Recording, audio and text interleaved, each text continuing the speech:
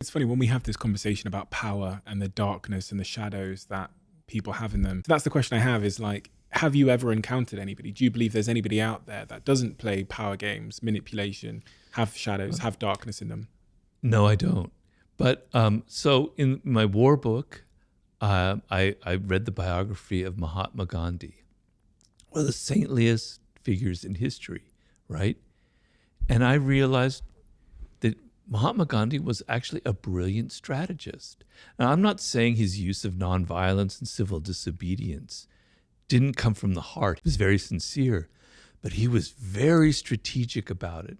And he planned a campaign, several campaigns like the Salt March in the 20s, where he knew, for instance, that the English public was very liberal-minded. They had this ideal of themselves as being they weren't colonialists, they weren't imperialists.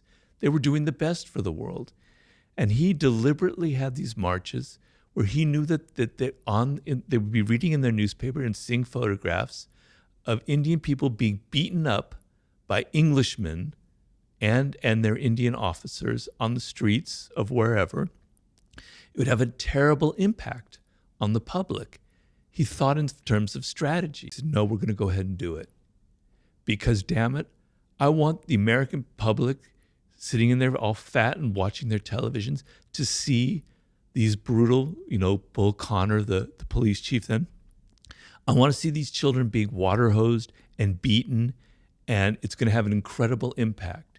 He was being strategic, and his advisors were shocked by it, but it ended up proving to be one of the most pivotal, important moments in the civil rights movement.